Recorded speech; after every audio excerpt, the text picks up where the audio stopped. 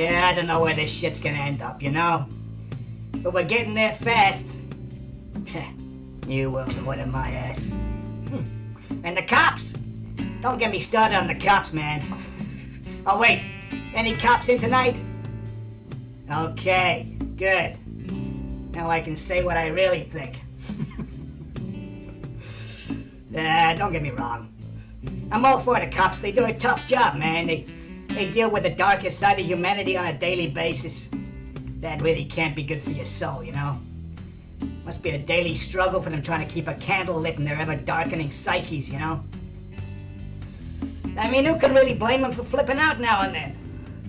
But hey, if you can't stand the heat, get out of the kitchen, right? Some of those guys, man, when the adrenaline kicks in and they go off, there's no telling what they'll do. Getting all Rodney King on your ass. You see what I did there? I used Rodney King for the reference, and you all know who I'm talking about. But that was years ago. You think that stuck with him? Hell no. They were just testing the water, man. I read an article the other day. It was called The Top 5 Ways to Stop Police Brutality. And all 5 were bullshit. Number 1 was protests. I mean, come on, protests? It's at the friggin' protests that the cops have got the best opportunity to get their baton and taser practice in, man. And let's face it, when did a frickin' protest ever achieve anything, really, huh? You turn up, you chant a few haikus, hell no, we won't go! And then you go home. And you can only protest if you got a permit. I mean, that's some crazy shit right there. If you want to protest against the government, you gotta get a permit from government to do it. And even then, you can only do it in a friggin' sheep pen, half a block from anyone who might give a shit. Come on, give me a break. Number 2 is actually quite a good idea. Record the cops and hold them accountable for their actions. But the cops don't like that, man. So they take your camera and all your shit and they say it's evidence in an investigation. So you gotta be sneaky about it. You gotta do some live streaming thing. Or at least you got something to show for the broken face you got.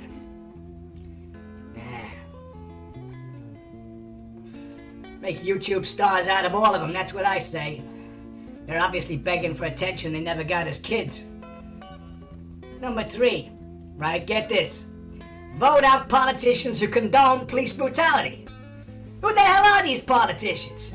In all the years I've been watching these sociopathic wannabe rock star politicians, I've never heard one actually come out and say, "Why yes, I condone police brutality."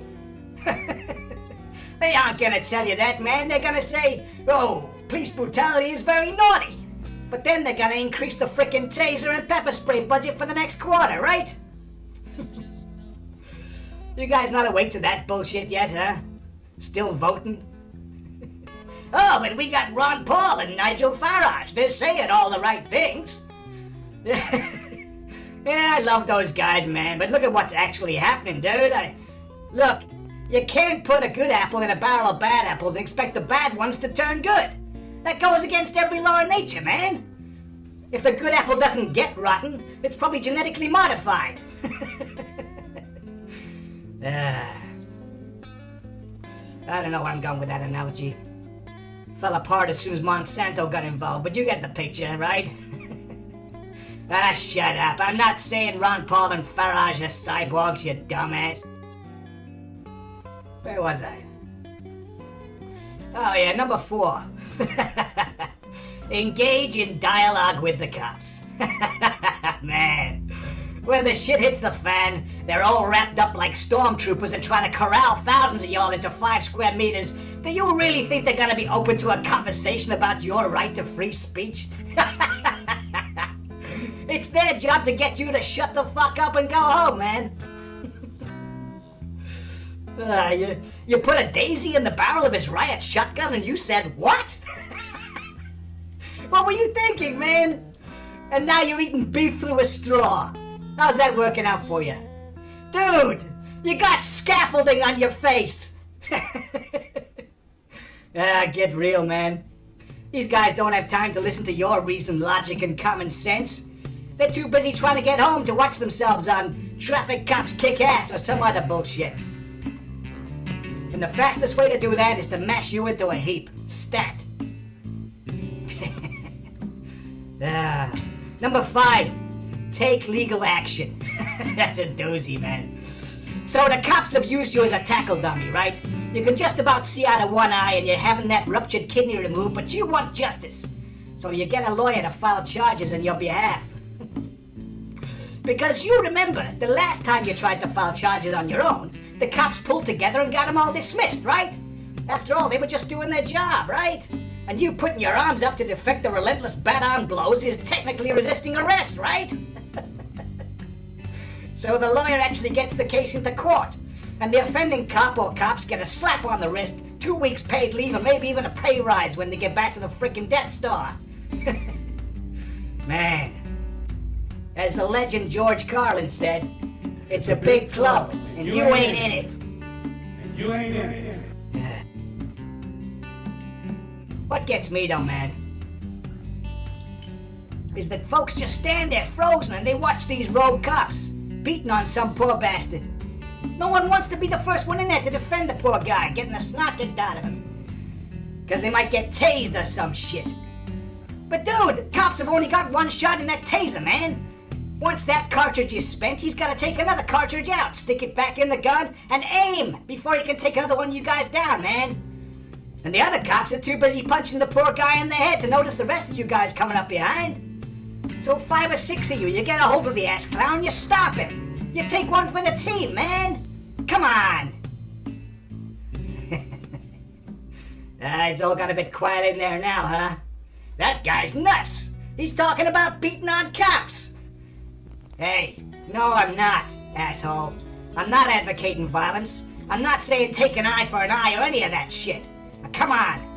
You've all seen that clip about the grasshoppers and the frickin' ants by now, right? I mean, there's more of you guys and they're afraid of you. I'm not saying hurt the cops. I'm just saying stop them. I'm saying stop the dumb cop from using excessive force on the peaceful protester, you know? Okay, maybe think about stripping the cop naked, tying him to a lamppost with his own cuffs, and then getting a thick permanent ink Sharpie and writing cock or scumbag on his forehead, his face, neck, chest, arms, and back. But I'm not saying... you know what I'm saying. I'm just planting seeds. Maybe someone will see this and take a tasering for the good of mankind, huh? But you know when that one brave soul rushes in and takes 500,000 volts or throws himself on the barbed wire to open the door for the rest of you guys, you better be running up behind him to follow through, man. Yeah. I bet if there was a cop standing between you and that 54-inch plasma TV on Black Friday, you wouldn't have to think twice, huh? Now come on. Pop in a tampon, strap on a pair, and bum rush those goons. Don't hurt them, just embarrass them a little. Make them think twice about doing it next time, know what I mean? And then, you run away. You don't hang around giving them your name, address, date of birth and shit. I can just see that happening, man. Some of you guys are tarded. Yeah, I stopped him. He was beating on that old lady. Yeah, that is my handwriting on his ass. He got what was coming to him. Oh, so you're saying that's not how you spell douchebag? My name? It's John Bingham, and I live at 47... Tarded, man. All right, back to the dick jokes.